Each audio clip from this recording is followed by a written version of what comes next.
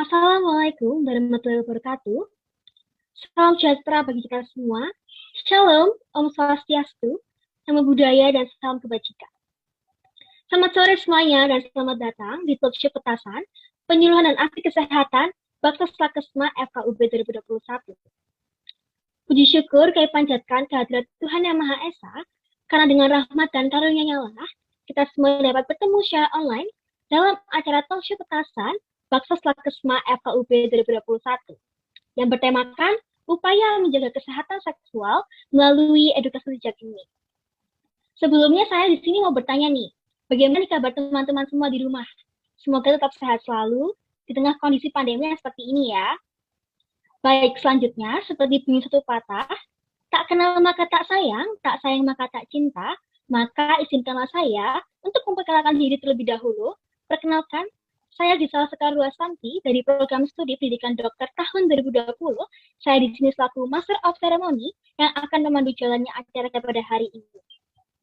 Baik, sebelum mulai acara pada hari ini, alangkah baiknya kita berdoa terlebih dahulu. Menurut kepercayaan dan keyakinan masing-masing, berdoa dipersilahkan.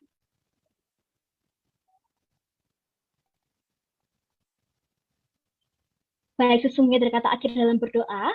Selanjutnya, kami beritahukan kepada para penonton bahwasannya acara kami disponsori oleh teman sejawat dan melakukan kerjasama dengan LKI FKUB, acara mahasiswa, LPM Diagnostika FKUB, dan Radio City Guide.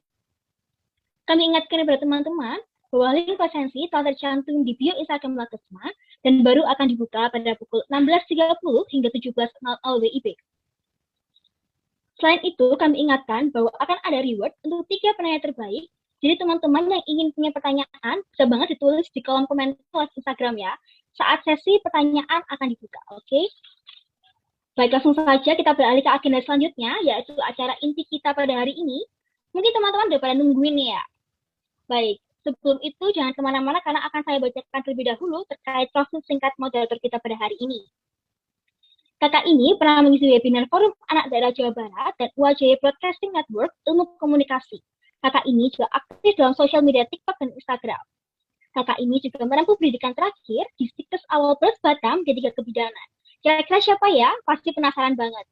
Tanpa berlama-lama lagi, kita sambut moderator kita pada hari ini, yaitu Kak Jonova Cini, ahli media kebidanan. Kepada Kak Jonova, dipersilakan. Oke, terima kasih banyak kepada MC untuk waktu dan kesempatan yang sudah diberikan. Nah, buat teman-teman semua, salam kenal. Nama saya Janova, saya sebagai content creator dan di sini saya sebagai moderator. Dan pada hari ini acara kita adalah tentang upaya menjaga kesehatan seksual sejak dini. Sebelum masuk ke acara, berikut beberapa penjelasan dari konten trivia yang sudah ditayangkan oleh para panitia.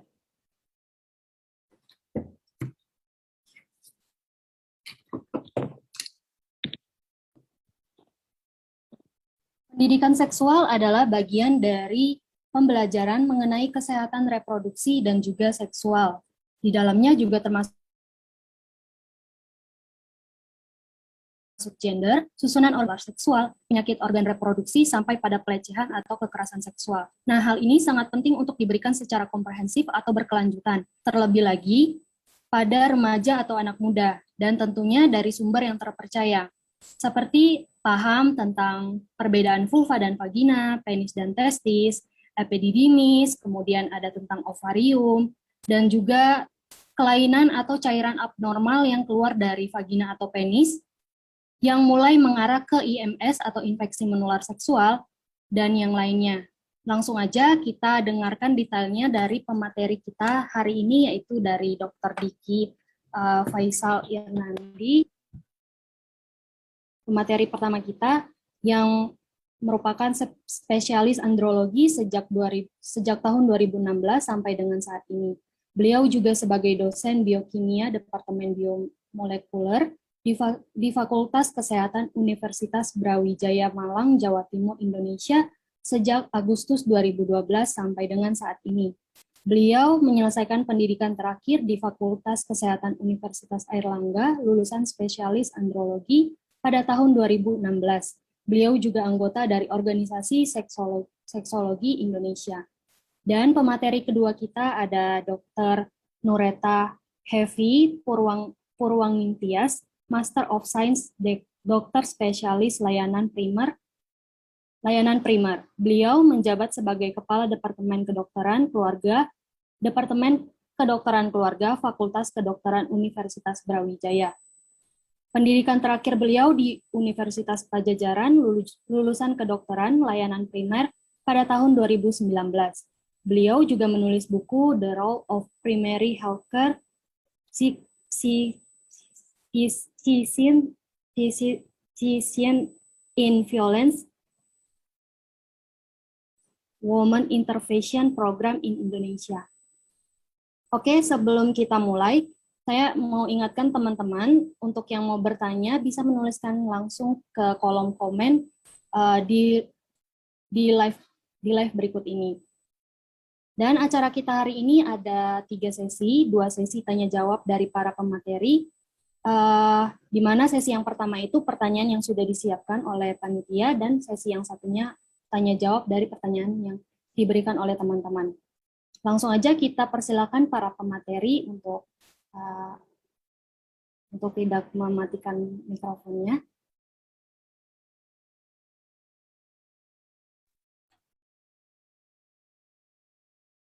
Oke, yang pertama ini tentang cara menjaga kebersihan dan kesehatan organ reproduksi.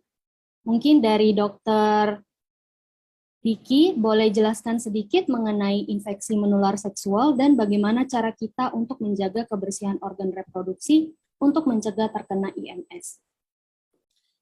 Oke, jadi ini yang sering sekali kita abaikan ya, kesehatan reproduksi. Jadi dari sekian banyak organ tubuh kita, ada kepala sampai kaki, itu kita secara rutin membersihkan biasanya melalui aktivitas mandi. Nah, tetapi khusus organ reproduksi ini berbeda, teman-teman ya. Jadi karena dia merupakan investasi kita ya sejak muda sampai nanti kita akan gunakan sampai nanti tua, dan itu juga merupakan pintu masuk dari banyak penyakit gitu. Jadi menurut saya yang sekarang perlu ditingkatkan dari teman-teman terutama remaja itu adalah bagaimana kita aware, gimana kita waspada, gimana kita bisa care gitu dengan organ reproduksi kita. Dan banyak sekali sebenarnya problem-problem penyakit-penyakit yang bisa muncul, bisa masuk dari organ reproduksi. Itu. Nah, termasuk salah satunya adalah infeksi menular seksual. Nah, kira-kira itu ya. Mungkin Dr. Nureta ada tambahan. Ya, tepat sekali ya Dokter Diki ya. Jadi memang tujuan kita yang utama dalam menjaga kesehatan reproduksi itu adalah agar yang pertama fungsi reproduksi bisa tetap berjalan normal sesuai dengan kondisi alamiahnya, begitu ya. Karena kalau kita tidak menjaga kesehatan reproduksi kita, gitu ya, maka rentan sekali itu bisa terkena yang namanya infeksi menular seksual, gitu. Contohnya paling gampang deh, kalau misalnya ada yang malas mengganti celana dalamnya gitu ya, malas banget kan, misalnya dia ganti CD gitu kan, jadi sehari, 2 hari, 3 hari nggak ganti CD gitu kan, kebayang banget kan, itu pertama kotor, yang kedua lembab. Kalau misalnya pada perempuan kelembapan yang tinggi seperti itu bisa mudah timbul jamur. Nah, nanti timbul yang namanya kandidiasis. Kandidiasis kalau misalnya dia adalah seorang perempuan yang sudah menikah, misalnya kemudian berhubungan seksual dengan suaminya, maka itu bisa menular pada suaminya seperti itu. Jadi kalau kita sudah bicara tentang infeksi menular seksual, nanti akan lebih susah untuk mengobatinya karena harus couple. Ngobatin IMS atau infeksi menular seksual itu harus berpasangan. Kalau tidak bisa terjadi pingpong infection namanya gitu. Jadi kayak fenomena pingpong. Satu diobatin sembuh, yang satunya belum sembuh, kemudian terjadi lagi seperti itu. Gitu sih. Oke, terima kasih untuk Dr. Diki dan Dr. Nurita. Kita lanjut ke pertanyaan yang selanjutnya, yaitu apakah perlu remaja-remaja ini melakukan tes kesehatan reproduksi untuk mengetahui kesehatan organ reproduksinya? Mungkin dari Dr. Nureta terlebih dahulu. Oke. Tentang tes yang terkait dengan IMS ya. Oke.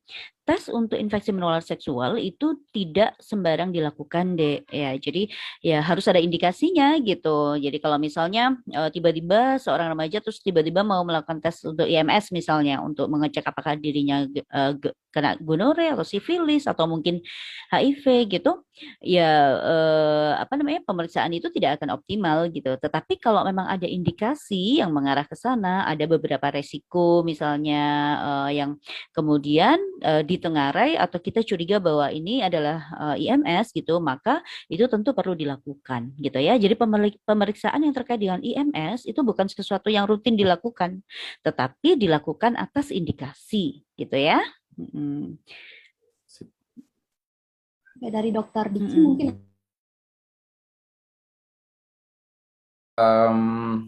Menurut saya, buat para remaja,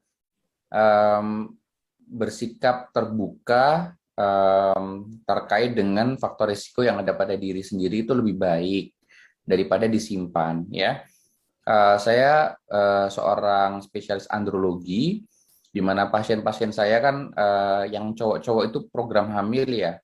Jadi program hamil, ketika kita program hamil, untuk yang perempuan istrinya itu akan berobat ke dokter spesialis kandungan, yang laki-laki akan berobat ke saya gitu, spesialis andrologi. Dan banyak sekali pasien-pasien saya itu yang mengalami problem fertilitas karena punya gaya hidup yang tidak bagus ketika masih muda atau ketika masih remaja.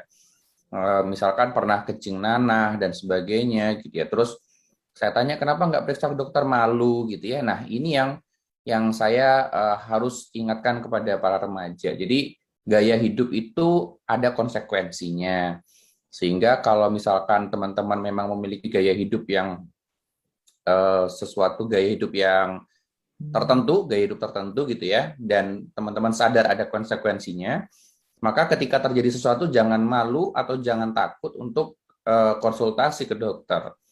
Itu yang paling penting gitu. Nah, begitu teman-teman menunda, kelihatannya sembuh, tapi jangan-jangan di dalam organ itu terus berlangsung proses infeksinya dan akhirnya berimplikasi pada kondisi kesehatan reproduksi secara keseluruhan. Sayang sekali, sehingga ketika udah menikah, malah susah punya anak karena ada gangguan seperti itu, kan sayang ya.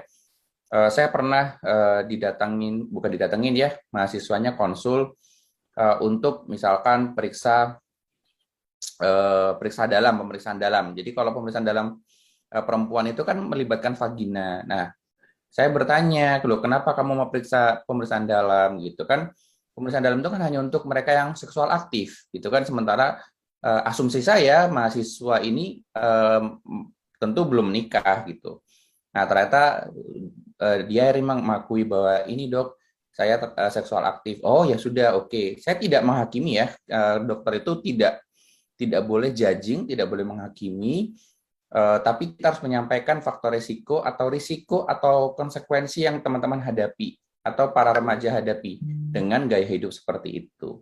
Menurut saya itu yang krusial ya. Terima kasih banyak dokter untuk jawabannya. Dan pertanyaan selanjutnya, siapa saja yang wajib untuk melakukan tes untuk mendeteksi IMS? Mungkin dari dokter Diki. Ya udah ya, tadi yang saya bilang ya. Jadi kalau teman-teman punya gejala, Dokter Nureta itu juga sampaikan ya, punya gejala, sesuatu yang terjadi, dan teman-teman punya faktor resikonya. Faktor resikonya itu apa? Biasanya sih kaitannya dengan gaya hidup ya.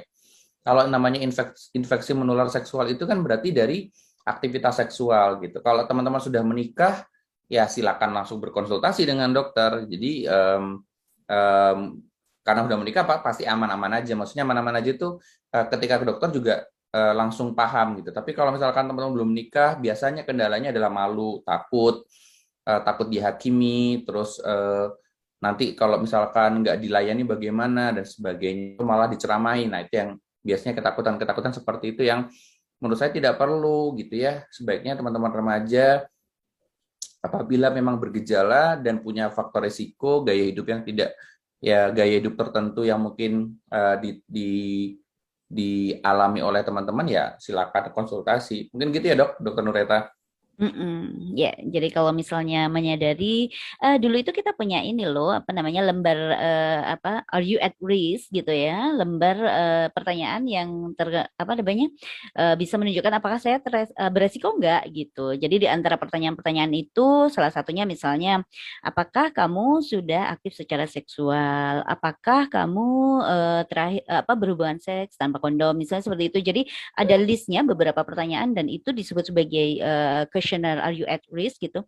Kalau misalnya adik-adik atau teman-teman semua gitu ternyata memiliki satu resiko saja begitu ya dan kemudian mungkin ada gejala, maka segera konsul saja ke dokter. Nanti kita dokter yang akan kemudian memeriksa lebih lanjut gitu ya. Kemudian akan menentukan kira-kira pemeriksaan apa yang perlu dilakukan seperti itu. Jadi ya boleh-boleh aja sih kalau mau ke lab datang langsung saya mau pemeriksaan IMS gitu kan ada ya panel STD gitu ya. Ya ada gitu ya. Kalau mau langsung ya silakan saja tapi itu pasti akan wasting gitu kalau kita tidak tahu tujuan dalam pemeriksaan IMS itu gitu ya. Good. Yep. Terima kasih banyak dokter. Kita lanjut ke pertanyaan yang kedua tentang fakta dan mitos yang beredar di kalangan masyarakat seputar kebiasaan seksual. Berhubungan seksual sekali tidak bisa hamil, apakah itu benar ya dok? Dan bagaimana sih faktanya? Ini yang paling ini ya seru ya Dokter Diki ya gitu. Jangan salah gitu ya. Jadi ketika seorang perempuan pertama kali menstruasi maka dia sebenarnya sudah bisa hamil gitu ya, bisa hamil. Dan ketika laki-laki itu sudah pertama kali istilahnya mimpi basah gitu ya, yang menunjukkan bahwa dia sudah bisa atau bisa ejakulasi, maka dia sudah bisa menghamili begitu. Jadi memang ini yang seringkali salah kaprah di antara anak-anak muda gitu. Nah, kalau cuma sekali nggak akan hamil, jangan salah. Banyak sekali kasus-kasus yang terjadi kehamilan di luar nikah karena terjadi hubungan seksual ya terlalu dini ya, di mana mereka tidak mengetahui faktanya gitu ya.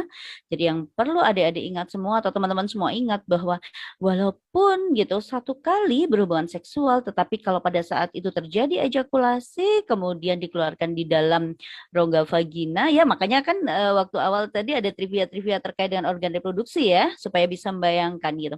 Nah, itu dan pada saat itu yang perempuan terjadi ovulasi ya pada fase ovulasi maka terjadilah kehamilan biarpun cuma sekali gitu. Bisa sangat bisa sekali gitu. Jadi harus hati-hati sekali gitu ya. Begitu ya Dokter Dik ya? Betul. Jadi yang perlu saya tambahkan, yang perlu saya highlight itu satu kali itu meskipun teman-teman katanya saya keluarkan di luar kok, tapi kalau di luarnya itu masih di liang vagina teman-teman, sperma itu masih bisa berenang jauh sekali sampai ke sel telur gitu ya. Jangan kira sudah dikeluarkan di luar, tapi ada yang menetes ke liang vagina.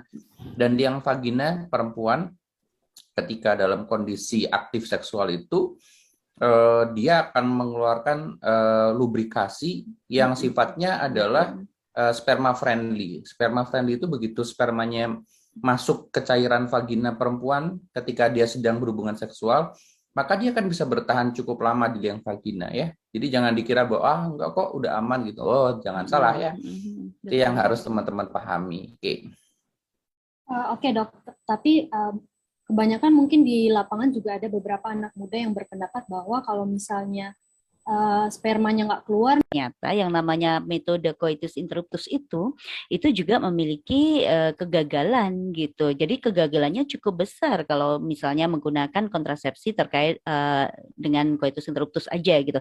Artinya apa? Ejakulasi di luar pun itu tetap bisa memiliki kegagalan dan bisa terjadi kehamilan gitu ya. Oke dok. Nah dok, ada juga nih yang bilang kalau misalnya untuk mencegah terjadinya infeksi menular seksual, itu kalau misalnya habis berhubungan intim, posisi mereka nggak pakai kondom. Nah itu si ceweknya tinggal ke toilet aja cepet-cepet basuh pakai air atau misalnya pakai cuka. Apakah itu akan efek biar nggak hamil? Iya, jadi kalau hal seperti itu adalah mitos ya, Dek ya. Jadi ketika setelah terjadi hubungan seksual, kemudian cepat-cepat si perempuan dari jeda mulai terjadi ejakulasi sampai kemudian membersihkan itu pasti ada cairan-cairan dari cairan maninya itu yang kemudian sudah duluan ke atas, sudah naik gitu ya Dokter Diki ya. Jadi Betul. kalau toh dilakukan bilas pun itu paling juga yang keluar adalah yang sisa-sisa gitu, yang sisa-sisa. Bahkan kalau kemudian ini diteruskan namanya dos ya, namanya bilas vagina atau dos, itu malah beresiko untuk merusak gitu. Jadi kalau terlalu misalnya karena takut gitu ya si ceweknya ini takut kemudian melakukan bilas dus gitu selama 3 sampai 5 hari terus menerus gitu. Malah bisa rusak loh gitu. Keasaman di vagina bisa berkurang gitu ya sehingga sifatnya lebih basah. Kalau sudah lebih basah yang namanya bakteri sama jamur lebih tumbuh subur di situ gitu sehingga malah kena IMS dia gitu. Jadi malah merusak banget tuh gitu. Ya. Begitu kan ya Dokter Diki ya? Iya, betul. Jadi Hmm. gimana ya menjelaskannya biar teman-teman lebih mudah paham ya. Jadi ketika Mm-mm. teman-teman berhubungan seksual itu sekalipun tidak ada sperma yang keluar, hanya cairan lubrikan sendiri itu sudah bisa menjadi media transfer kuman. Yang pertama, yang kedua, eh, aktivitas membilas vagina itu hanya akan menghancurkan populasi kuman baik yang ada di vagina. Coba dibayangin deh teman-teman mau merusak itu semua, lebih baik prevensi, lebih baik tidak usah melakukan hubungan seksual daripada justru memiliki risiko untuk terkena infeksi menular seksual. Kalau menurut saya sih begitu. Oke, terima kasih untuk Dr. Nureta dan Dr. Diki. Jawabannya sangat bisa mencerahkan pikiran-pikiran yang salah selama ini. Nah, selanjutnya juga ada pertanyaan nih, Dok. Supaya tidak, setelah melakukan seks langsung minum pil KB, bisa tidak hamil. Apakah itu benar, Dok? Dr. Nureta mungkin? Ya dulu, oke. Ya, jadi apa namanya? Kalau ditanya seperti itu, ada salah satu memang metode ini ya namanya apa namanya? Kok saya lupa ya Dokter Diki. Ada yang apa sih satu pil yang Oh ya, diminum atau dikonsumsi sebagai salah ya, satu ya, ya, metode ya, juga ya. gitu. Namun demikian juga tetap itu memiliki apa namanya angka kegagalan yang cukup tinggi gitu ya. Jadi dan itu pil yang untuk pencegah itu juga harus dikonsumsi atas indikasi gitu. Jadi harus konsul dulu sama dokter gitu kan. Apa sih namanya pilnya ya Dokter Diki ya? Saya kok lupa. Postinor bukan, Dok? Kenapa? Postinor Nama pilnya Postinor, tetapi metodenya itu disebut sebagai apa B sih? darurat, bukan? Pil darurat kalau dalam bahasa Indonesia ya. Kalau menurut Dokter Diki gimana dok? Ya. Jadi setiap tindakan itu akan ada konsekuensi. Itu yang perlu teman-teman pahami dulu.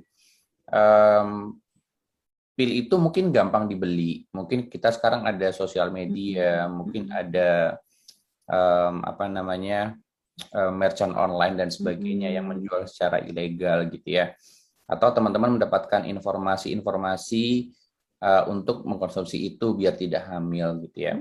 Prinsipnya begini, ketika teman-teman dalam kondisi subur, ovulasi gitu ya, sel telurnya siap untuk menerima sperma, lalu ada sperma yang masuk di situ, dan ternyata spermanya itu bertemu dengan sel telur dan menyatu, maka kan menjadi embrio.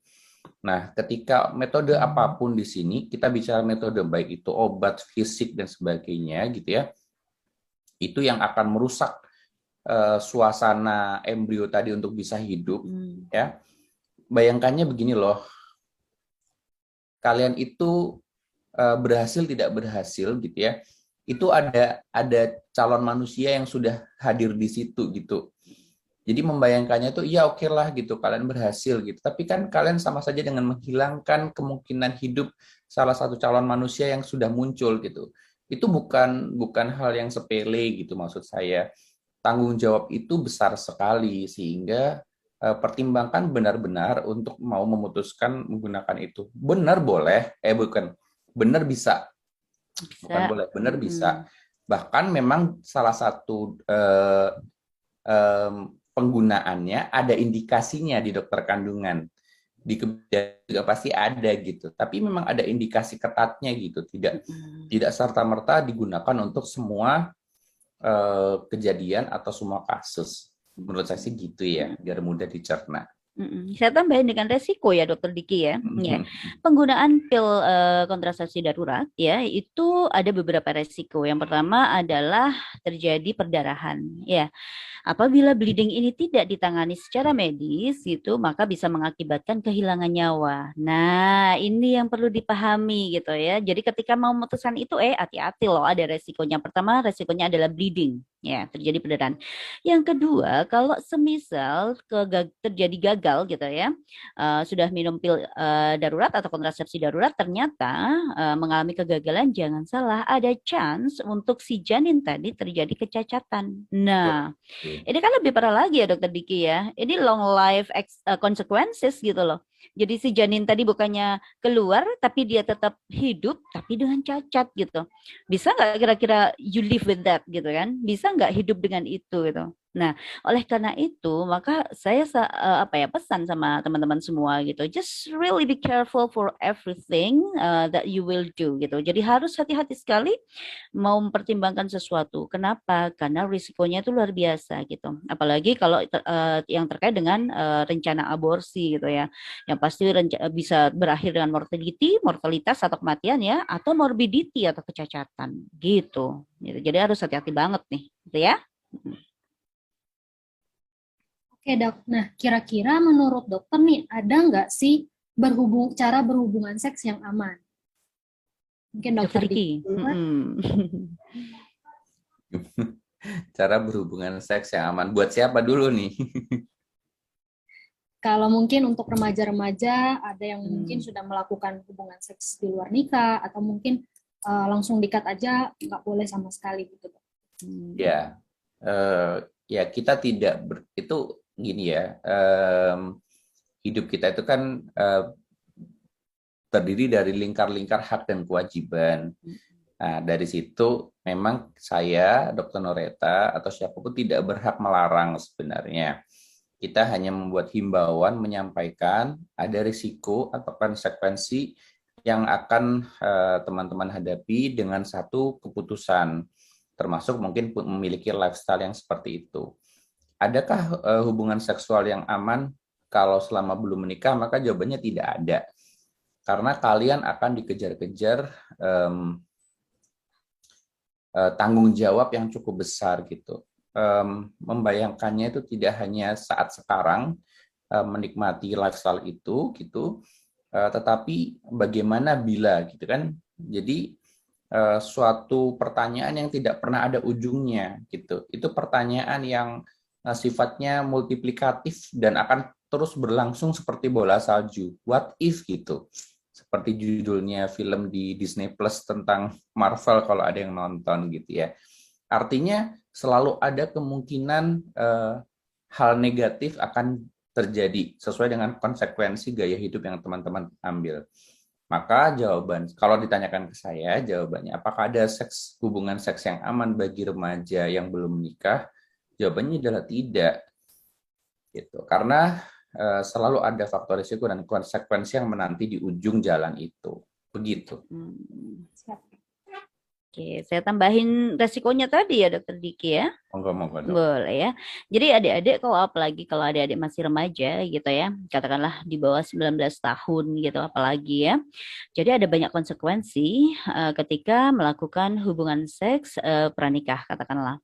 Pertama, that's not healthy for your reproductive organ gitu ya. Jadi nggak akan sehat untuk organ reproduksi Anda. Kenapa? Karena terkait dengan maturitas gitu. Benar misalnya kalau hamil ya bisa hamil gitu. Nah, kalau hamil pada usia muda apa konsekuensinya? Yang jelas konsekuensi kehamilan pada usia muda itu yang pertama meningkatkan resiko kematian. Kenapa? Karena pada usia muda, apalagi kalau pada perempuan ya, perempuan muda gitu, baik secara fisik misalnya, maka besar resiko terjadi kemudian perdarahan. Kenapa kok perdarahan? Bisa jadi karena anemis. Kenapa kok anemis? Karena kurang makan gitu ya. Karena hamil itu nggak gampang loh. Hamil itu cukup berat gitu. Jadi harus disiapkan secara fisik dan mental gitu. Dan most of the case remaja perempuan kita itu dalam keadaan anemia loh gitu. Sehingga kalau terjadi kehamilan pada usia muda, resiko perdarahan tinggi. Resiko perdarahan tinggi, maka resiko kematian juga meningkat. Oke, itu kalau mati gitu. Kalau dia hidup, anaknya juga hidup gitu. Pada usia yang remaja, apakah sudah bisa adik-adik itu kemudian bertanggung jawab terhadap anak gitu? Apakah bisa bertanggung jawab terhadap tumbuh kembang anak ini tadi? Kenapa? Karena kalau tidak demikian, yang terjadi biasanya adalah anak kemudian menjadi neglected. Kalau anak menjadi neglected, tumbuh kembangnya terganggu, akan menghasilkan generasi muda yang kualitasnya rendah. Apa ya mentolo, nanti punya anak-anak yang kemudian non sewu, intelijensinya kurang, kemudian kurang gizi, mudah sakit-sakitan, dan akhirnya juga resiko kematiannya juga tinggi gitu. Jadi sebelum mengambil keputusan untuk melakukan hubungan seksual, pikirkan betul-betul nih, kalian ready nggak dengan risknya gitu ya. Makanya kalau saya suka diskusi dengan adik-adik remaja atau teman-teman remaja, berlatih gitu, berlatih bagaimana sih menghadapi situasi remaja yang cukup stressful gitu ya. Benar nggak sih? Adik-adik mengalami ya stressful condition gitu ya pas remaja. Teman-temannya udah bilang, oh kamu gitu nggak punya pacar, ini gini gitu kan gitu. Nah itu kan memang stressful banget. Nah maka inilah kita bersama-sama membuka apa ya istilahnya, kita bisa berbicara, berdiskusi gitu. Apa sih sebenarnya yang remaja butuhkan? Bagaimana caranya misalnya udah pacaran katakanlah, diajak berhubungan seks, bagaimana to say no gitu ya, tapi dengan cara yang baik, asertif. Nah, itu yang kita berikan ya, kita bisa dampingi bersama adik-adik atau teman-teman remaja begitu. Jadi harus mampu untuk berpikir dulu gitu, apa sih the risk atau consequences dari apa yang akan saya lakukan gitu ya. Ya, terima kasih untuk Dr. Nureta dan juga Dr. Vicky. Kita akan break dulu untuk penayangan video sponsor. Oke.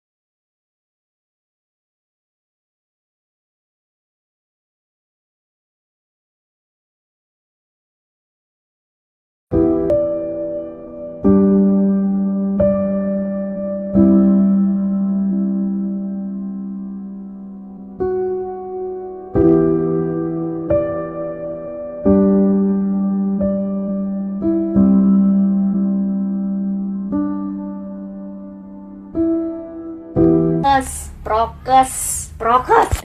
Jangan bandel.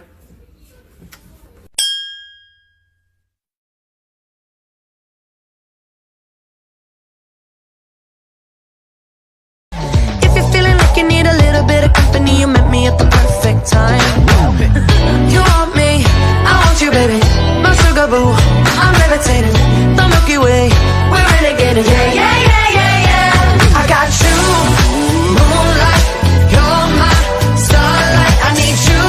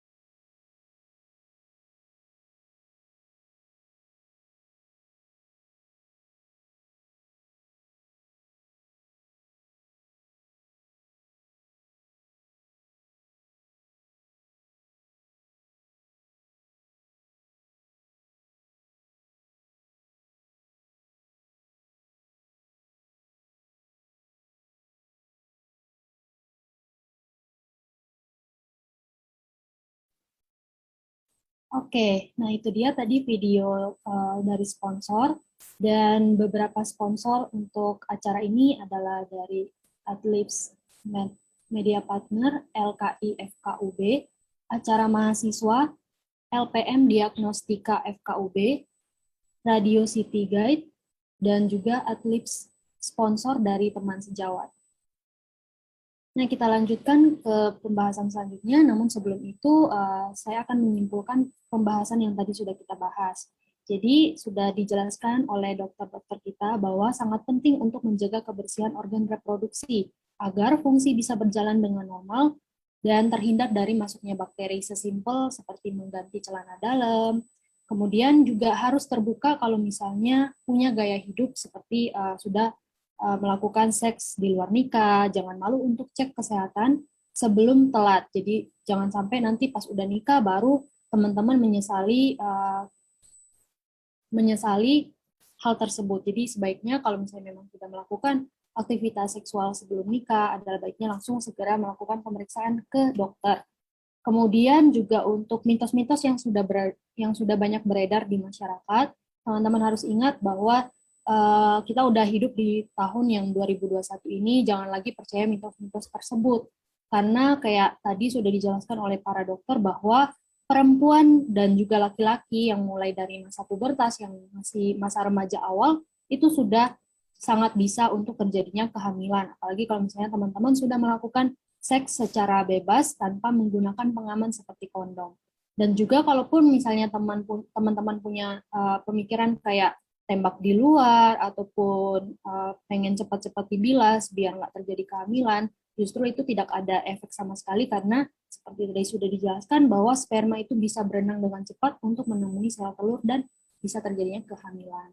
Dan juga untuk teman-teman kalaupun misalnya memang sudah terlanjur memilih untuk menggunakan gaya hidup bebas seperti melakukan seks di luar nikah, itu teman-teman harus ingat ada resiko yang akan ditimbulkan, seperti salah satunya resiko kematian pada remaja tersebut. Jadi buat teman-teman sekalian, mau ingatin lagi kalau misalnya sudah melakukan seks di luar nikah, jangan pernah malu untuk pergi ke dokter untuk dilakukan pengecekan. Seperti itu. Oke, kita langsung lanjut aja ke pembahasan yang selanjutnya.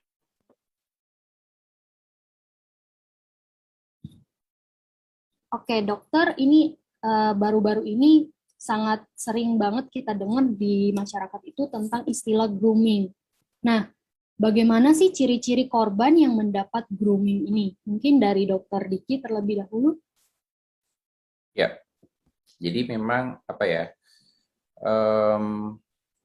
Mungkin karena memang tekanan sosial kita semakin lama semakin besar ya, dan mungkin tidak lagi di level dewasa, tapi mungkin remaja sudah mengalami gitu, sehingga grooming ini biasanya menyasar anak-anak yang tadi yang hidup dalam tekanan sosial, butuh eksistensi gitu kan, dan sebagainya, sehingga sangat mudah begitu untuk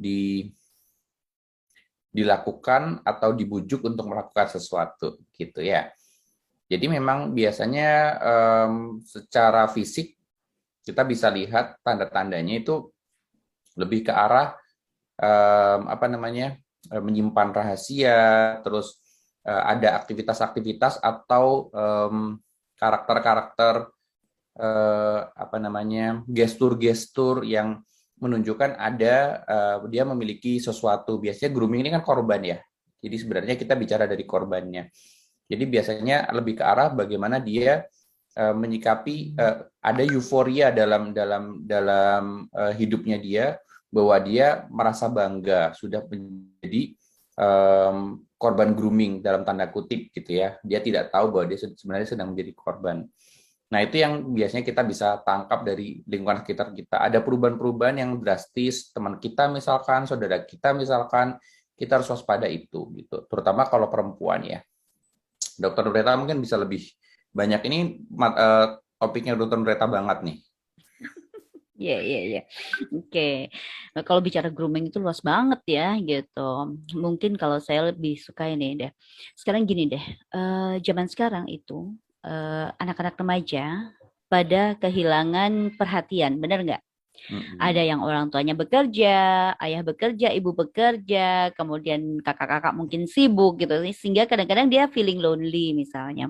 Nah, ketika kemudian ada seseorang, entah itu yang sebaya, entah itu yang lebih tua gitu ya, memberikan perhatian, kan grooming itu kan a proses ya sebenarnya ya. Grooming itu kan proses di mana ada seseorang yang kemudian apa istilahnya mengambil hati, mengambil kepercayaan, yang kemudian setelah si korban ini percaya, kemudian dia akan meminta gitu ya, akan meminta hal-hal misalnya minta untuk berfoto nudis misalnya. Ayo dong misalnya lo ini dong nggak usah pakai baju dong gitu. Kalau lo sayang sama gue misalnya kayak gitu. It's a kind of apa namanya requestnya itu kayak gitu. Atau misalnya kamu mau nggak kalau yang terakhir ini ada yang terkait dengan apa fetis apa segala macam tuh. Ini dong kamu pakai apa bulet-buletin apa sih itu namanya pakai kain gitu kadang-kadang seperti itu ntar fotoin ya ke gue ya gitu. Nah ini adalah proses-proses grooming. Jadi yang pertama pasti si pelaku akan mengambil kepercayaan korban, kemudian korban mungkin karena dia kurang perhatian, dia tidak ada teman curhat apa merasa bahagia, and then kemudian dia akan memenuhi permintaan si pelaku tadi. Nah itu tadi ada perubahan karakter dokter Diki biasanya tuh ya, ada perubahan karakter yang biasanya mungkin terbuka apa menjadi tertutup gitu. Ditanyain sedikit biasanya dia bisa menjawab menjadi sensitif, ngapain sih tanya-tanya lo gitu. Jadi yang pasti ada perubahan karakter. Kemudian yang biasanya terbuka menjadi tertutup seperti itu, dan kemudian seringkali apabila requestnya itu aneh-aneh gitu ya yang mungkin kadang-kadang tidak bisa kita pikirkan, dia tuh kemudian kadang-kadang juga ada rasa bersalah terhadap dirinya sendiri gitu. Jadi sebenarnya dia under pressure juga gitu ya, sehingga mungkin bisa menjadi pendiam, kemudian merasa ada penyesalan, tapi dia mau cerita ke siapa dia tidak tahu seperti itu, sehingga ada juga yang menunjukkan tanda-tanda stres dan depression gitu. Kalau yang ciri-ciri orang yang kena grooming gitu ya. Apakah ini perempuan saja? Tidak selalu, tidak selalu. Ada juga loh anak-anak laki-laki atau remaja laki-laki yang menjadi korban grooming. Jangan salah, ada juga. Ini kita kenal juga sebagai istilahnya kasusnya adalah kekerasan berbasis salah satunya ini adalah bentuknya KBGU, kekerasan berbasis gender online gitu, grooming ini. Lagi banyak banget ya kasusnya ya. Nah, ini kita juga mendampingi beberapa kasus yang terkait dengan ini apa grooming gitu. Terima kasih dokter. Untuk pelaku groomingnya ini kira-kira siapa sih dok yang bisa melakukan grooming ini terhadap para korban gitu? Siapa saja sebenarnya, siapa saja. Bahkan jadi yang melakukan grooming ini bisa orang yang benar-benar tidak dikenal loh, ada. Jadi kenalnya tuh dari sosial media gitu, kenal dari Facebook, kenal dari Instagram, kenal dari apa sih sosial media yang banyak digunakan oleh adik-adik, mungkin Twitter, Line gitu ya. Dari situ kemudian di PDKT-in gitu. Jadi benar-benar yang tidak pernah ketemu itu bisa, bayangkan. Sampai bahkan ada juga pelaku yang memang sangat dekat dengan korban gitu. Jadi kalau ditanya siapa saja yang bisa menjadi pelaku grooming, siapa saja bisa gitu. Dari yang mulai orang paling dekat sampai orang yang paling jauh yang tidak pernah ketemu, yang hanya kenal online gitu ya. Itu bisa menjadi pelaku grooming gitu ya. Dokter Diki gimana dokter Diki? Pernah ini nggak ketemu kasus nggak kayak gini?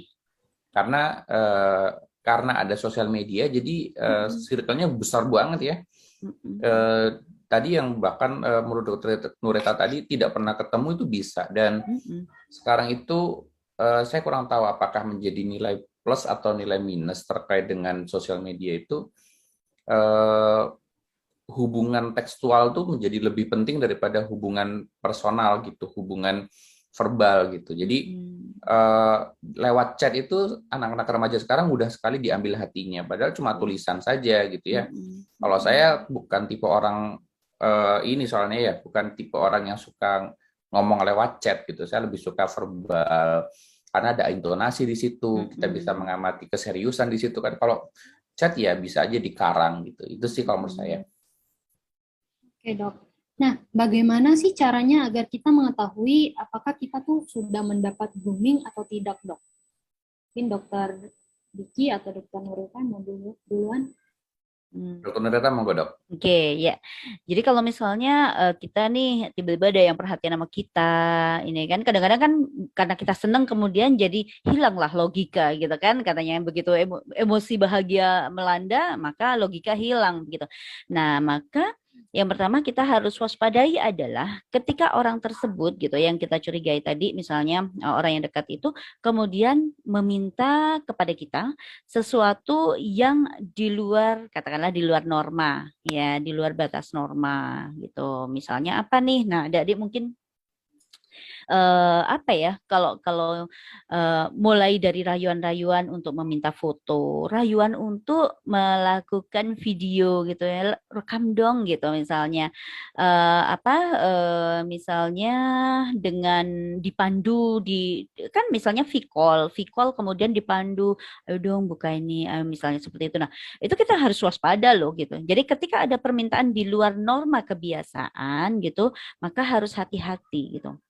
Ya, harus hati-hati. Makanya ada pesan bahwa jangan bugil di depan kamera. Ya, pernah dengar kan apa pesan itu? Jangan pernah bugil di depan kamera gitu ya.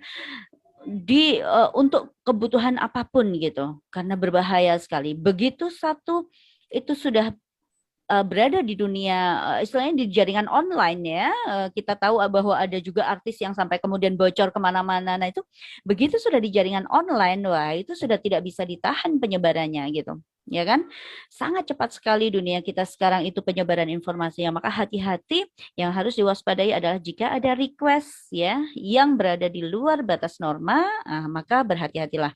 Bisa jadi kita atau teman-teman menjadi korban grooming gitu. Jadi harus sense awareness-nya yang dikuatkan gitu. Nah, susahnya itu kalau udah emosi yang main sih susah logikanya mah gitu. Ya Dokter Diki ya, gitu ya. Kalau sudah happy itu Iya kayaknya. dok, betul dok. Jadi sebenarnya tadi Dokter Nureta udah bilang tidak hanya perempuan, bisa laki-laki juga, bisa anak-anak juga. Cuma kan di sini yang menjadi target paling mudah adalah perempuan, karena perempuan itu anak, ya?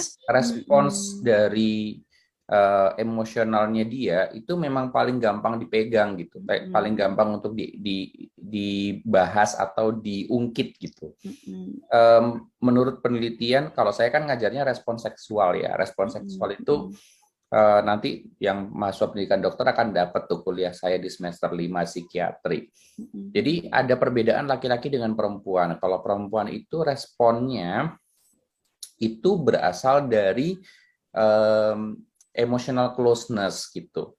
Jadi kebutuhan perempuan untuk membuktikan rasa cinta atau rasa sayang atau pengabdian gitu. Jadi dalam konteks hubungan suami istri, istri itu cenderung untuk ini loh pengabdianku kepadamu sebagai suamiku, ini loh bentuk sayangku kepadamu suamiku, kayak gitu-gitu. Tapi dalam konteks hubungan laki-laki dan perempuan sebelum menikah, ini paling gampang disentil sama seorang laki-laki. Ya, kalimat-kalimat sakti macam buktikan cintamu padaku. Itu buat perempuan, buat laki-laki itu klise. Tapi buat perempuan di mana dia berada pada posisi yang membutuhkan untuk menunjukkan rasa cinta dia kepada si laki-laki dan ditantang gitu ya, itu bisa habis-habisan gitu. Artinya benar-benar hilang tuh logika, katanya Dokter Nureta tadi. Jadi bisa dibayangkan, why gitu, kenapa kamu mau misalkan pose nude gitu di depan kamera, direkam video, kenapa gitu? Ya karena aku ditanya, kenapa kok buktikan rasa cintaku padamu gitu.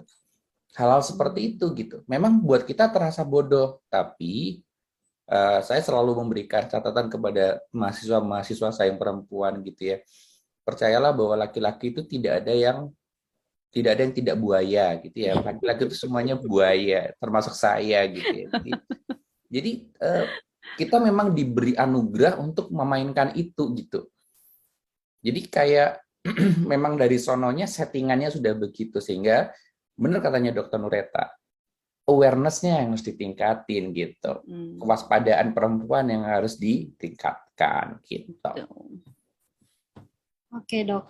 Nah, kira-kira apa yang bisa kita lakukan nih kalau misalnya kita melihat orang-orang di sekitar kita ada yang terkena atau mendapatkan grooming ini dok? Mungkin dari Dokter Nurita terlebih dahulu. Ya. Jadi kalau kita melihat teman kita, sahabat kita, atau mungkin adik kita gitu ya, mau laki-laki mau perempuan, terus ada perubahan-perubahan seperti itu. Yang pertama adalah don't judge dulu deh gitu. Don't judge gitu. Kenapa? Karena kalau kita mendekati mereka dengan judgment gitu, mereka cenderung akan menutup diri gitu. Jadi kita perlu untuk mendekati mereka, tetapi yang perlu diingat adalah jangan pernah kita menghakimi mereka dulu. Jadi kayak bilang, lu gimana sih digituin aja udah terkiwir-kiwir gitu ya. Itu statement yang sangat sering keluar kan gitu. Oh gitu doang lu udah terkewer-kewer gitu kan. Itu judgment banget loh teman-teman gitu. Jadi kalau misalnya teman-teman bikin kayak begitu, otomatis dia akan langsung close gitu.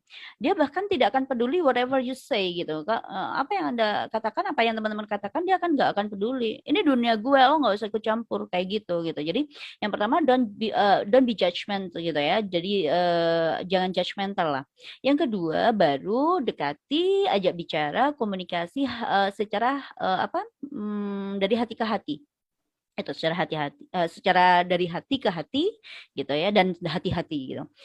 Kemudian secara kita bisa paparkan gitu ya, secara logis. Gini loh gitu. Kamu nyadar nggak? Gini misalnya.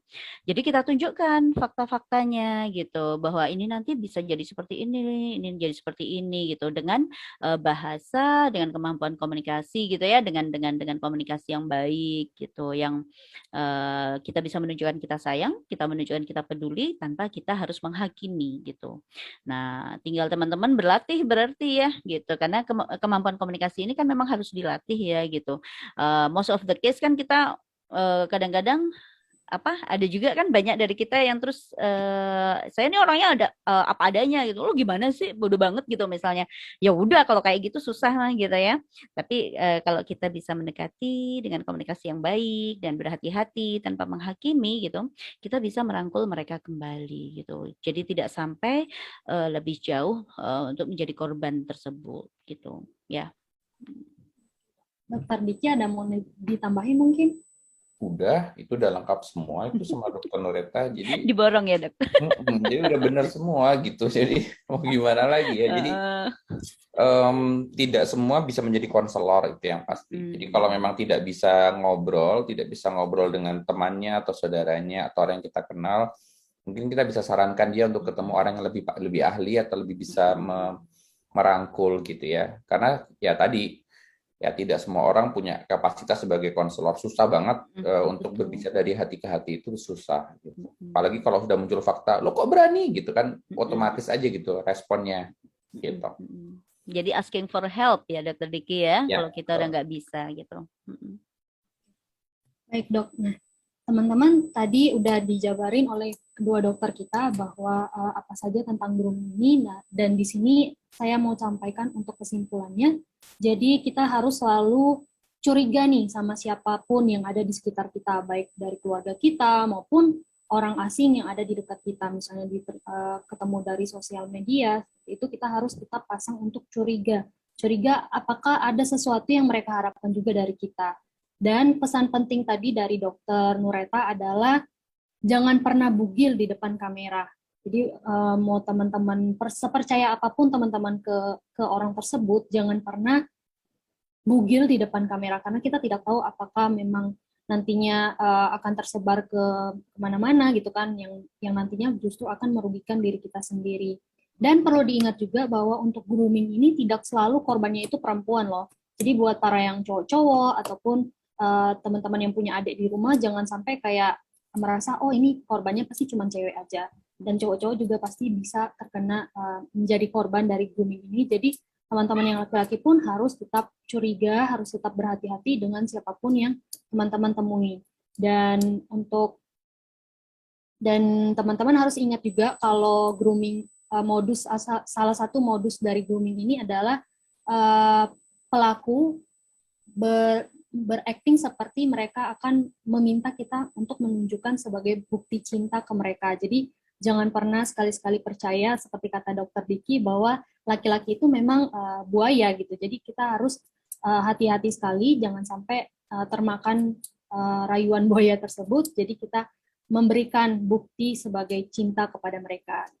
Dan teman-teman kalau misalnya ada yang mendapati teman-temannya ataupun mungkin keluarganya atau adiknya mengalami grooming ini, yang paling penting adalah yang pertama itu jangan di-judge dulu ke mereka. Jadi kalaupun mereka memang sudah menjadi korban, jangan sampai teman-teman merasa kayak teman-teman yang udah paling benar dan untuk menghakimi mereka. Dan kalaupun memang teman-teman merasa belum sanggup untuk menangani hal tersebut, ada baiknya untuk langsung menyerahkan ke ahlinya saja. Seperti itu. Oke, teman-teman, kita lanjut ke pertanyaan yang selanjutnya tentang serba-serbi pelecehan seksual. Nah, Dok, apakah menulis komentar tidak senonoh pada sosial media termasuk pelecehan seksual? Mungkin Dr. Nureta terlebih dahulu yang menjawab. Ya, oke. Jadi kalau yang terkait dengan pelecehan seksual memang bisa berbagai bentuk ya formnya ya. Jadi mulai dari menulis chat di misalnya menulis komentar di postingan seseorang gitu ya. Jadi kayak yang misalnya bersifat fisik katakanlah misalnya pokoknya seperti itu ya, itu sudah termasuk pelecehan seksual. Kemudian yang terkait dengan apa namanya, kalau misalnya di dunia nyata gitu ya, bukan di dunia maya, itu misalnya dalam bentuk seperti sweet gitu ya, ketika ada yang lewat sweet gitu, atau itu juga sudah termasuk pelecehan seksual. Jadi range pelecehan seksual sendiri itu sebenarnya sangat luas sekali gitu ya. When you are uncomfortable ya, ketika adik-adik merasa tidak nyaman, ketika teman-teman merasa tidak nyaman dengan komentar, dengan ini apa segala macam yang terkait atau mengarah ke arah seksualitas gitu, maka itu sudah bisa disebut sebagai pelecehan seksual gitu. Ya. Diki mungkin mau nambahin? Ya, jadi yang perlu teman-teman mengerti juga, ada yang intentional, ada yang unintentional gitu ya. Ada yang secara sengaja, ada yang mungkin tidak sengaja, sehingga mungkin respon yang paling tepat ya bisa diabaikan gitu ya, atau mungkin dikonfirmasi kalau memang kita merasa ini sudah tidak oke gitu. Dan bersikap asertif itu penting dalam hal pelecehan seperti ini, karena mungkin siapa tahu yang melontarkan tidak bermaksud, mungkin salah ngomong atau mungkin salah ekspresi juga bisa. Jadi menurut saya yang paling penting adalah teman-teman bisa bersikap tegas gitu. Jadi ada faktor kultur dan budaya ya Dokter Diki ya, yang memang berperan terkait dengan pelecehan seksual ini gitu. Sesuai dan konteks ya, konteks juga konteksnya. Betul. Misalkan konteksnya komedi misalkan gitu. Jadi kalau misalkan konteksnya komedi, mungkin kita perlu lebih rileks aja gitu. Mungkin memang konteksnya komedial dan sebagainya, sehingga mungkin tidak perlu terlalu serius gitu. Tetapi kalau konteksnya teman-teman bisa, oh ini nggak cocok gitu, mungkin konfirmasi aja lebih baik. Dan mood juga berpengaruh loh Dokter Diki, ya kan? Misal nih kita lagi santai, relax, kemudian dibilangin misal ya, lu kok seksi banget sih pas kita lagi santai, relax gitu, terus oh iya ya bahagia gitu kan. Terus tapi ada juga pada saat yang sama misal atau pada saat yang berbeda moodnya lagi jelek gitu, terus pakai baju katakanlah yang menurut dia suka, comfort, nyaman, terus dikomenin sama orang, ya lu pakai baju itu seksi banget loh, terus akhirnya jadi marah. Nah itu juga pelecehan loh. Jadi banyak banget faktor yang berpengaruh gitu, dari mulai faktor personal sampai faktor sosial gitu, sosial, cultural gitu ya. Jadi memang luas banget nih gitu. Jadi emang harus di logikanya itu istilahnya harus lebih dengan pikiran yang jernih gitu ya. Oke Dok. Nah apa saja sih yang termasuk ke dalam pelecehan seksual ini Dok? Banyak ya. Kalau misalnya yang lebih mengarah terkait dengan pelecehan seksual ya, itu ada yang verbal ya. Kalau yang verbal ya yang seperti contohnya tadi, entah itu tertulis ya, mungkin tertulis atau verbal dengan sweet atau komentar-komentar. Tapi ada juga yang sampai mulai dengan sentuhan gitu. Jadi physical touch itu juga bisa mengarah pada bisa diterima sebagai sebuah pelecehan gitu, ya kan? Contoh dan itu lagi-lagi terkait dengan culture. Kalau misalnya terkait dengan sentuhan ya, di banyak tempat itu misalnya sentuhan seperti ini saja misalnya itu adalah sesuatu yang common gitu. Megang Tapi di tempat bahu. di bahu gini ya misalnya, lu gimana gitu kan, pegang bahu gitu. Tapi di tempat yang lain bisa jadi itu adalah pelecehan loh, misalnya menepuk istri orang gitu, katakanlah menepuk bahu istri orang, padahal ini temen gitu ya. Di satu tempat itu baik-baik saja, tapi di tempat lain itu bisa jadi sebuah pelecehan gitu.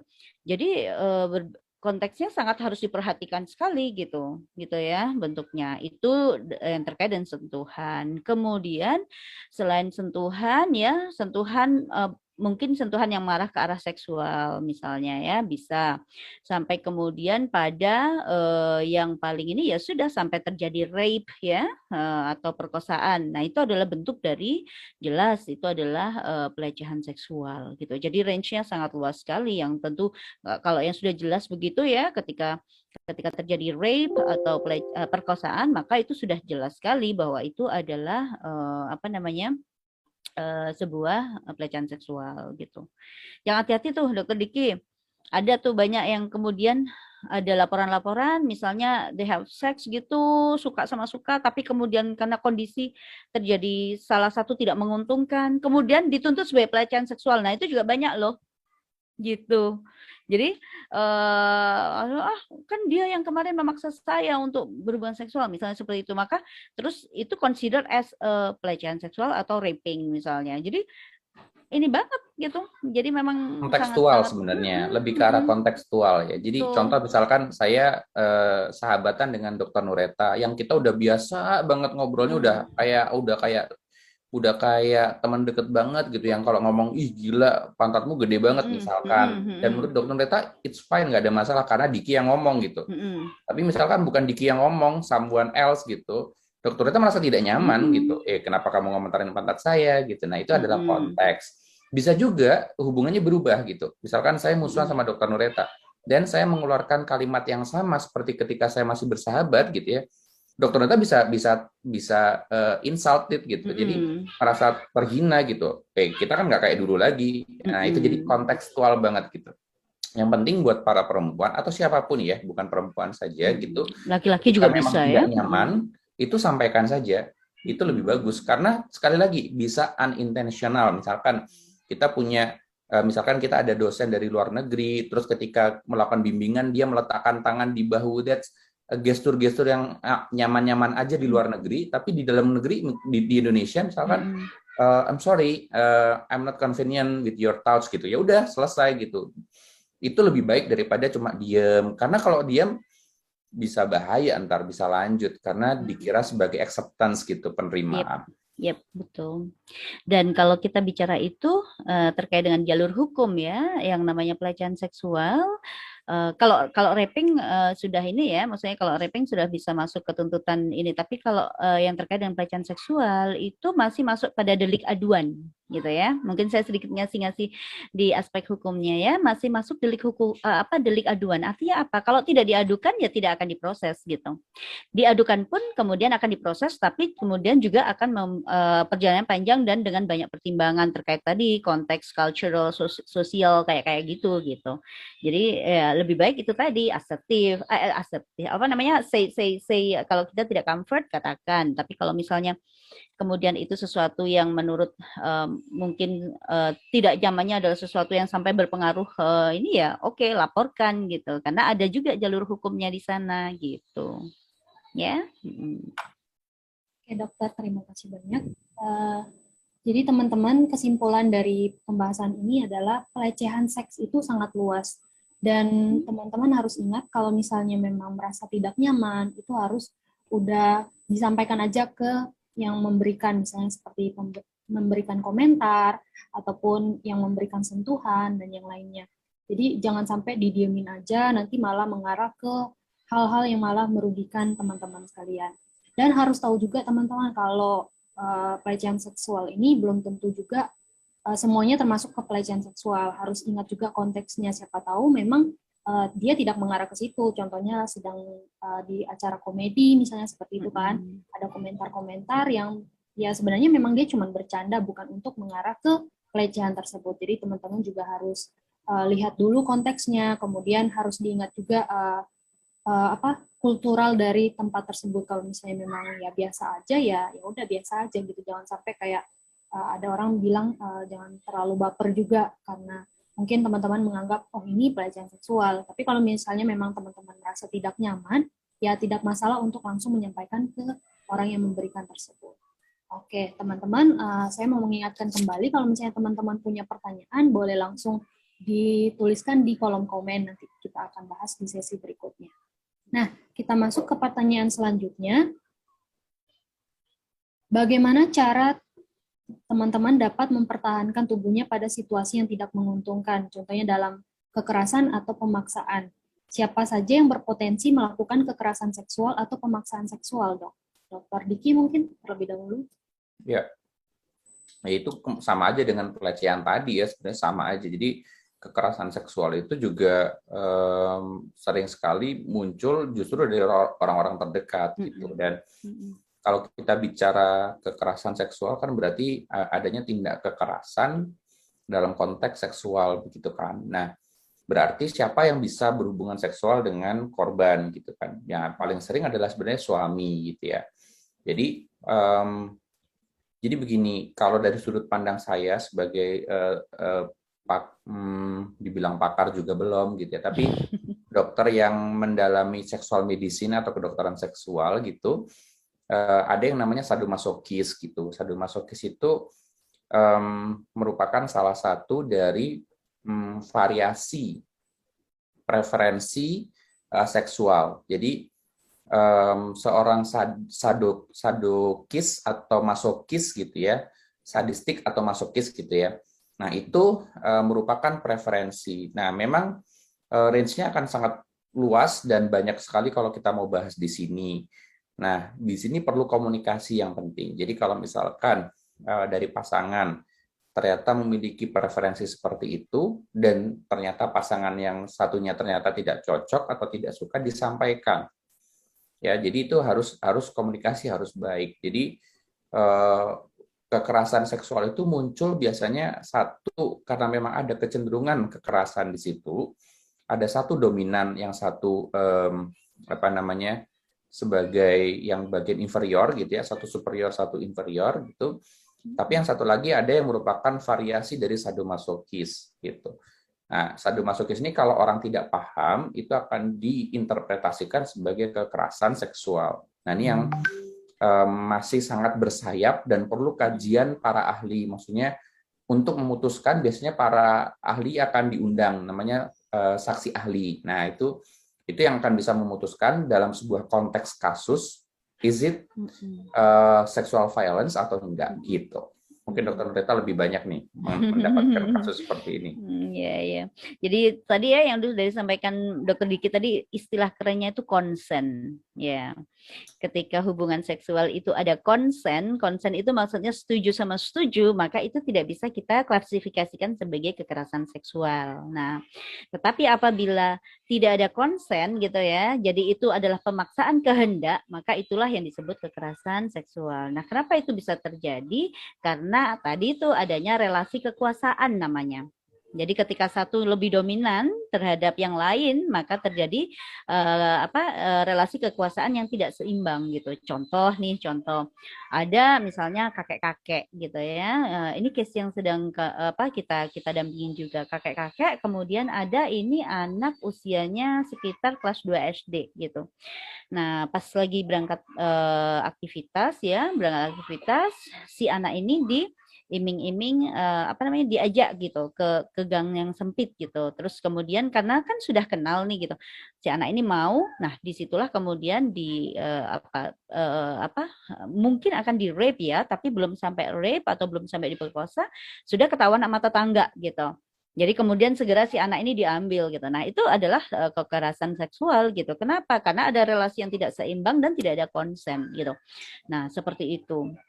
Siapa yang bisa melakukan itu tadi? Biasanya yang orang dekat gitu. Kalau orang jauh ada. Jadi misalnya kasus yang pernah terjadi juga ada perkosaan di angkot gitu ya. Itu ada gitu. Itu kan sama-sama tidak tahu nih, sama-sama tidak kenal. Tapi karena yang satunya laki-laki besar gitu ya, yang perempuannya kecil jadi kalah power. terjadi itu yang namanya kekerasan seksual sampai perkosaan gitu. Nah, itu adanya ketidakseimbangan kekuasaan tadi gitu ya. Oke, terima kasih untuk Dr. Nureta dan Dr. Diki. Dan selanjutnya kita akan untuk MC mungkin boleh dibantu, ini kita lanjut break atau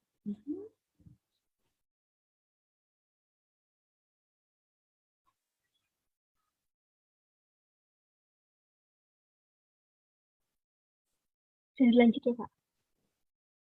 lanjut aja ya?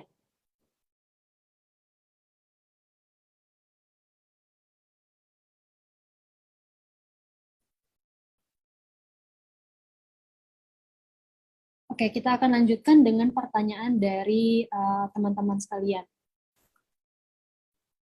Mungkin panitia boleh bantu untuk pertanyaan-pertanyaan dari teman-teman.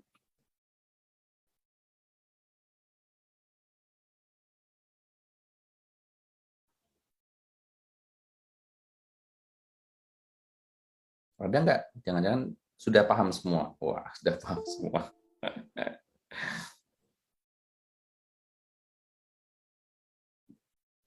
Ya, sambil menunggu kekosongan, mungkin saya komentar ya buat teman-teman panitia. Terima kasih mengadakan talk show seperti ini.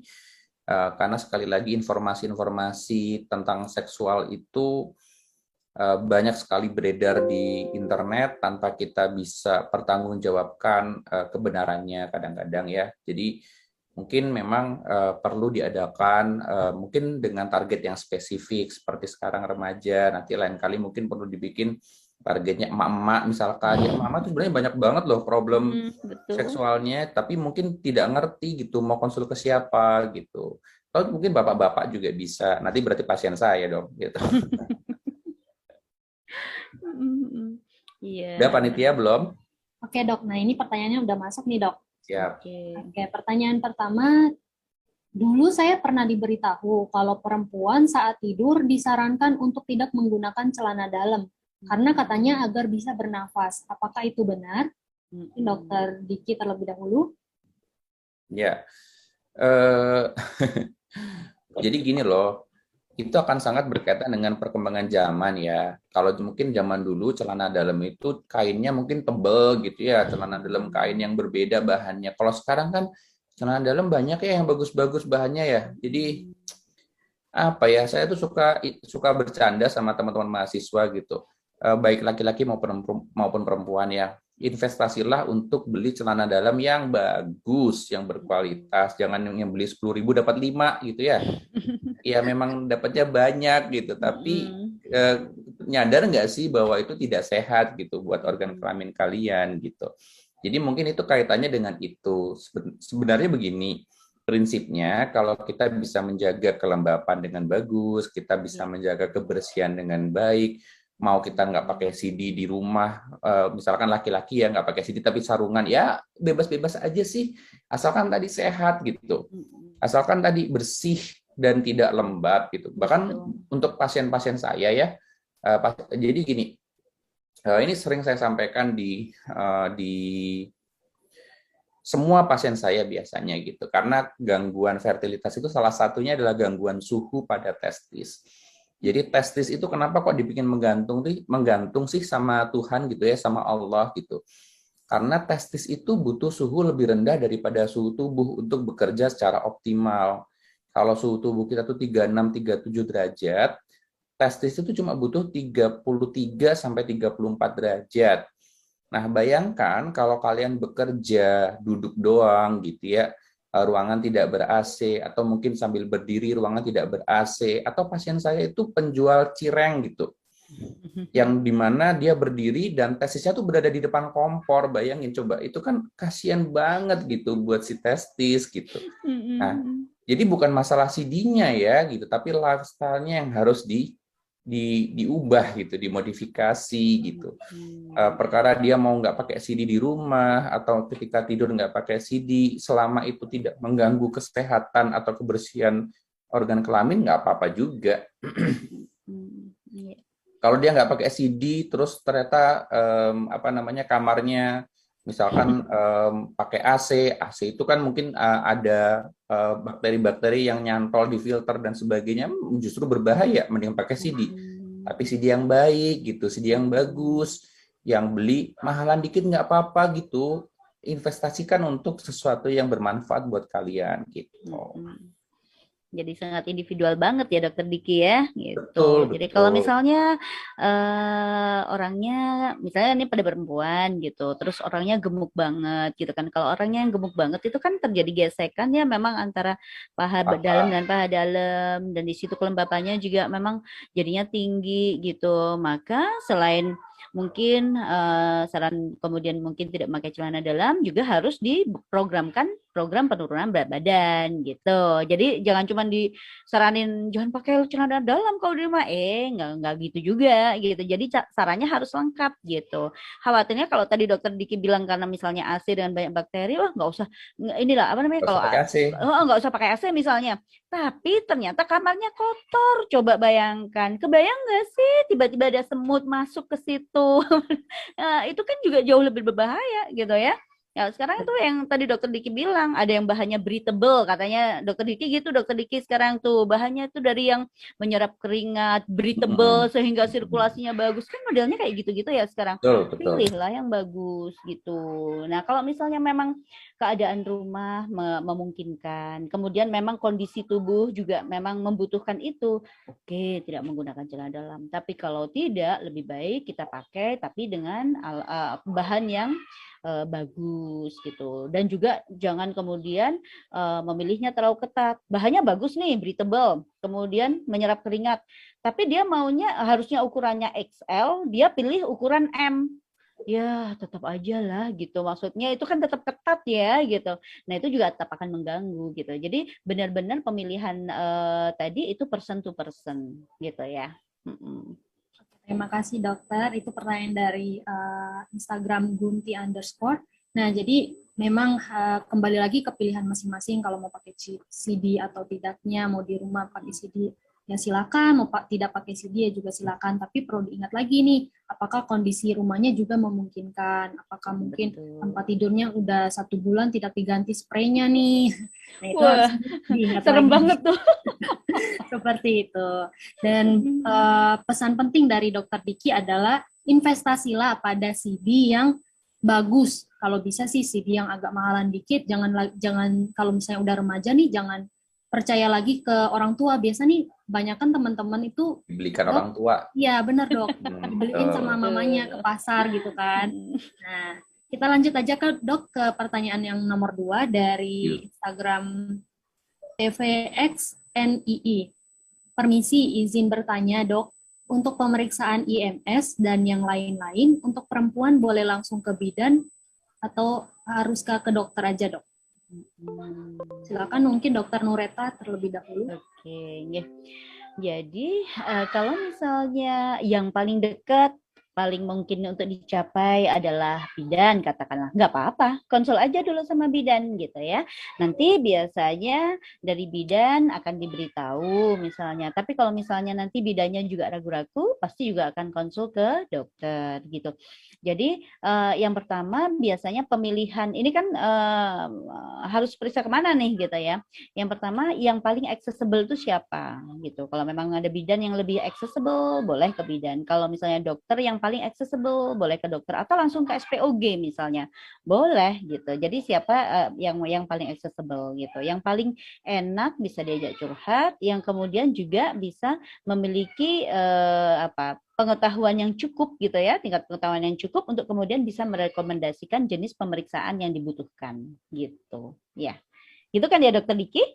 Ya, jadi teman-teman bisa menilai ya, apakah tenaga kesehatan yang kita datangin itu dia update atau tidak update gitu ya. Karena kita nggak bisa menutup mata juga, ada beberapa nakes yang memang dia udah lama nggak belajar, misalkan ya sudah lama tidak update, maka teman-teman mungkin kalau untuk saran pertama atau konsul pertama boleh-boleh aja, tapi ingat teman-teman selalu punya second opinion, punya hak untuk menuntut second opinion. Artinya teman-teman boleh berkonsultasi dengan orang lain, nggak cuma misalkan udah terlanjur konsul ke bidan A, ya harus ke bidan A terus, enggak juga gitu. Enggak. Kalau ada kesempatan konsul ke dokter umum, konsul ke dokter spesialis kandungan, ya silakan aja.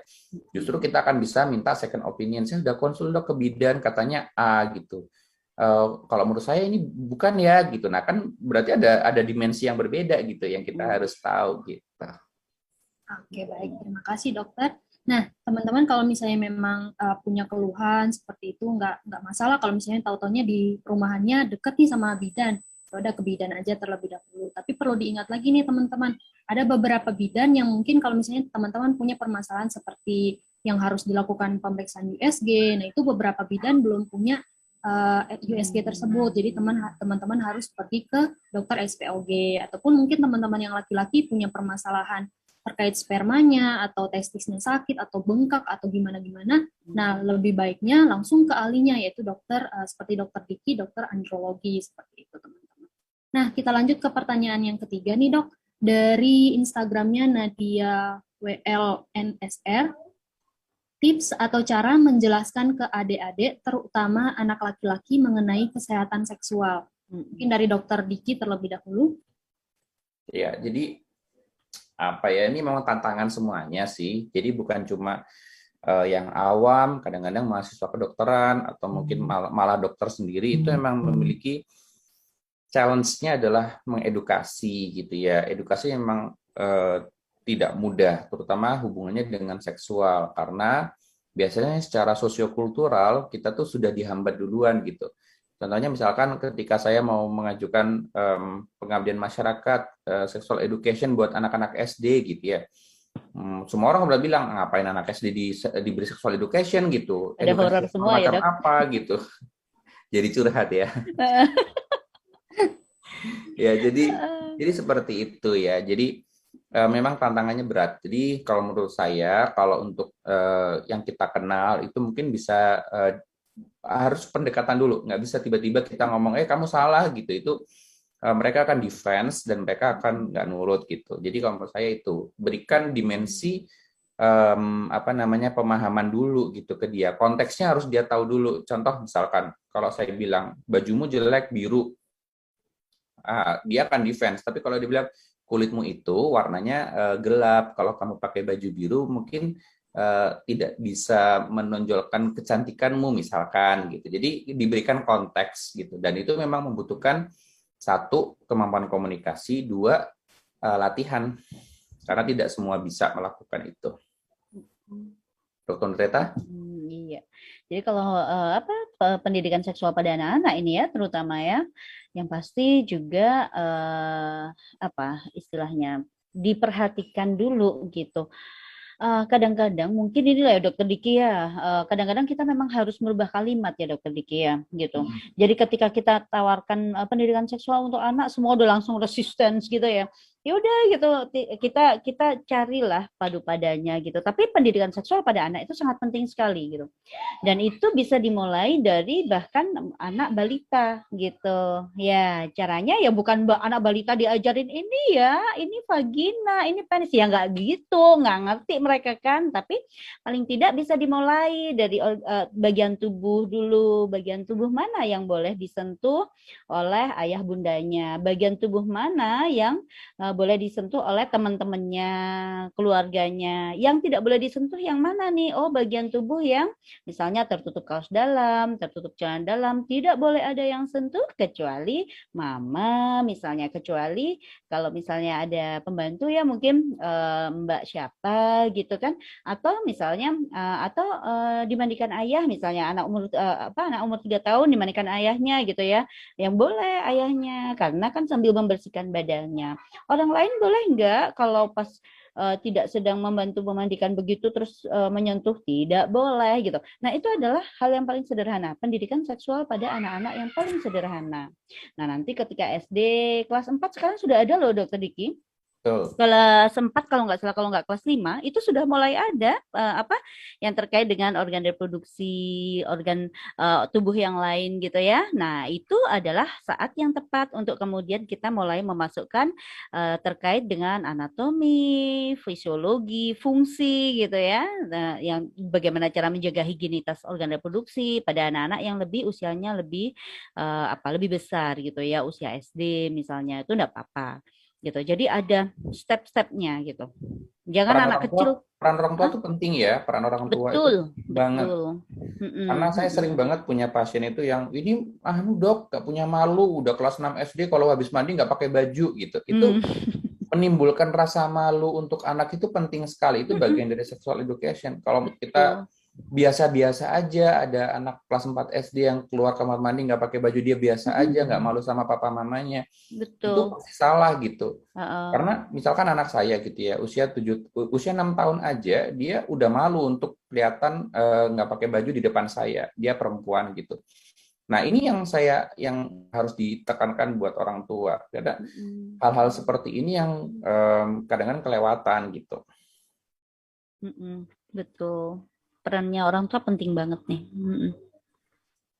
Oke, terima kasih dokter. Untuk pertanyaan tadi itu, teman-teman kalau misalnya memang punya permasalahan terkait mengajarkan edukasi, sebaiknya serahkan ke orang tua teman-teman. Kalau misalnya mau mengedukasi ke adik atau saudara dari teman-teman sekalian.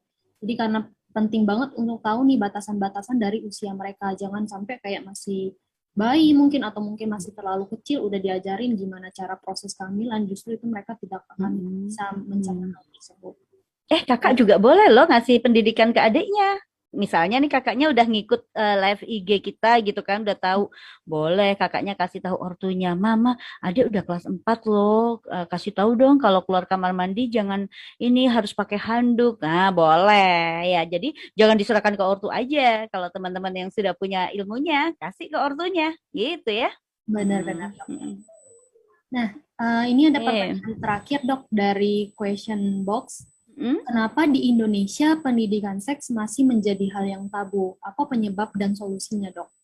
Dr. Nureta terlebih dahulu mungkin. Ini luar biasa nih pertanyaannya ya, Dr. Diki ya. Jadi kenapa kalau di Indonesia itu pendidikan seksual itu masih itu tadi ya, masih dianggap tabu? Karena ada faktor sosial, ada faktor kultural atau budaya, kebiasaan dan norma yang masih sangat mengikat erat kita gitu. Dan pemahaman bahwa yang terkait seksualitas itu seolah-olah ya hubungan seks gitu, padahal kan tidak gitu loh. Jadi pemahaman yang kurang, kemudian adanya kultur dan norma yang membuat pendidikan seks menjadi istilahnya tabu di Indonesia. Oleh karena itu, yang perlu kita lakukan saat ini adalah bagaimana meningkatkan kesadaran atau raising awareness gitu ya, bukan hanya pada teman-teman yang remaja, tapi juga pada orang tua, pada guru, pada kader bahkan ya gitu, untuk membuka atau membiasakan gitu bahwa sex education not always related gitu ya, bahwa pendidikan seks itu tidak selalu terkait dengan hubungan seksual, bukan hanya itu tapi luas banget. Nah, itu yang harus dilakukan gitu ya, lebih karena culture, norm gitu ya, dan pengetahuan yang terbatas gitu sih. Oke, Dokter Diki mau nambahin? Ya, jadi memang secara kultural kita ini apa ya, ada yang kurang tepat dalam menyikapi seksual ini. Jadi banyakkan tabunya memang.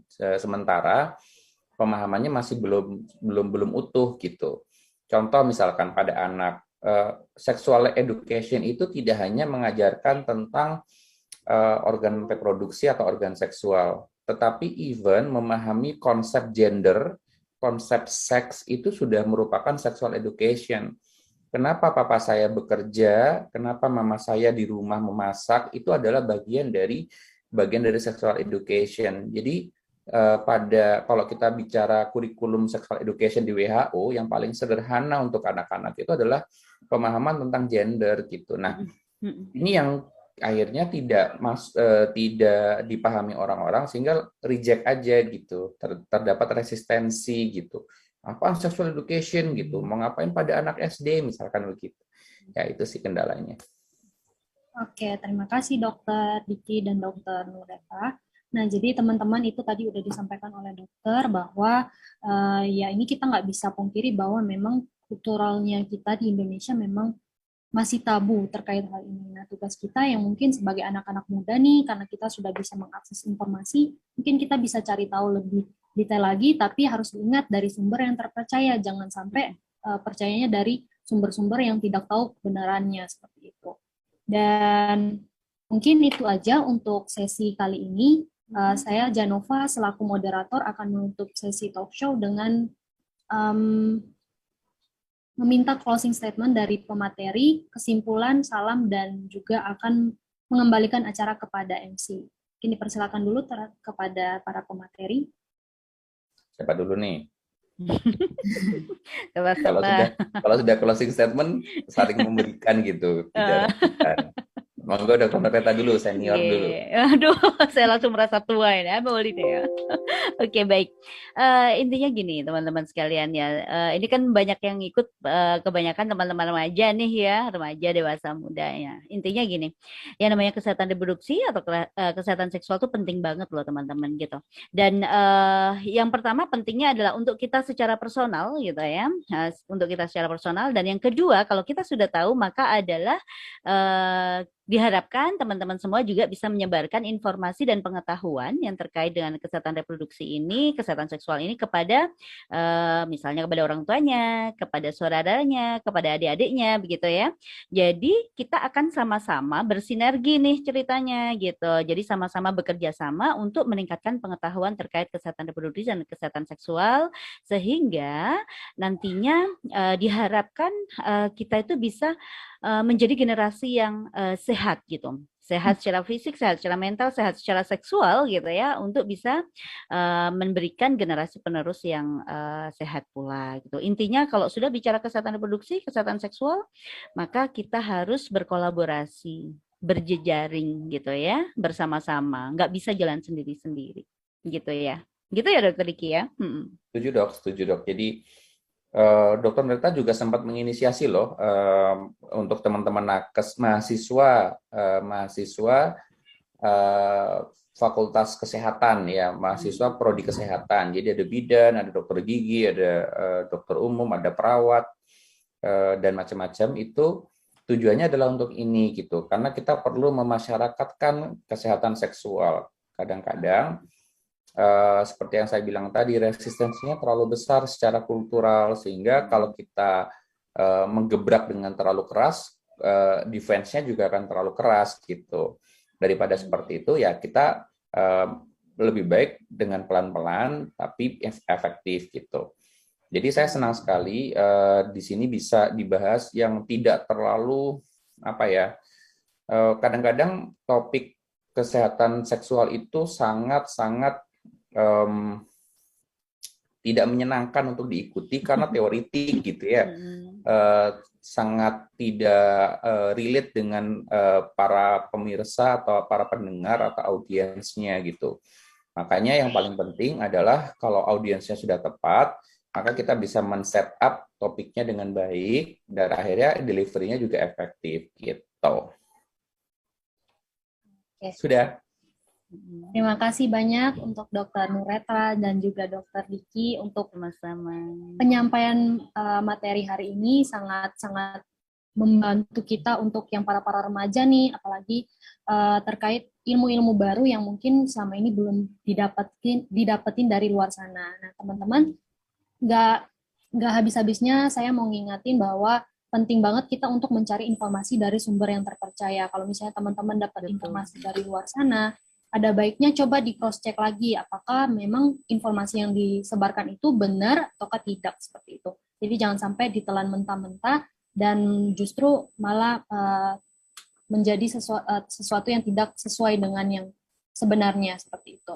Nah, teman-teman, sampai di sini aja nih untuk acara kita hari ini. Saya izin untuk mohon maaf kalau misalnya ada salah kata ataupun perbuatan yang mungkin baik disengaja ataupun tidak disengaja, dan saya ucapkan sekali lagi terima kasih banyak untuk Dokter Diki dan juga Dokter Nureta, dan mungkin di kemudian hari kita bisa bersama-sama lagi untuk membagikan informasi terkait kesehatan reproduksi dan juga kesehatan seksual ini.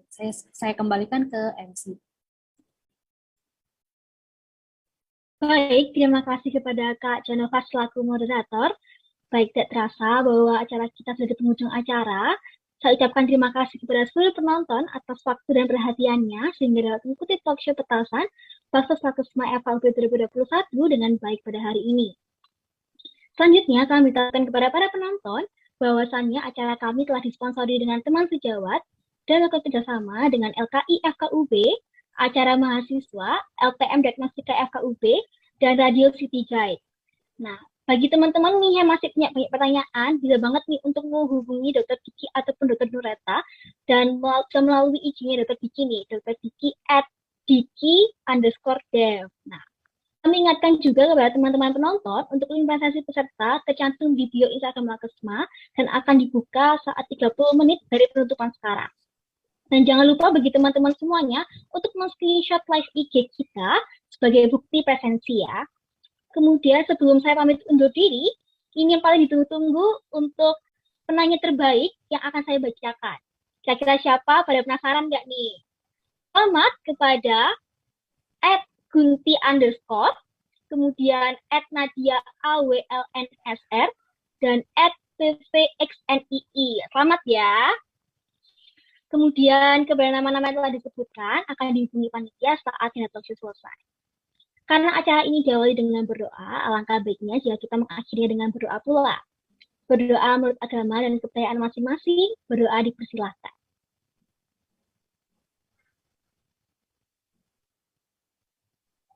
Baik, sesungguhnya ada kata akhir dalam berdoa.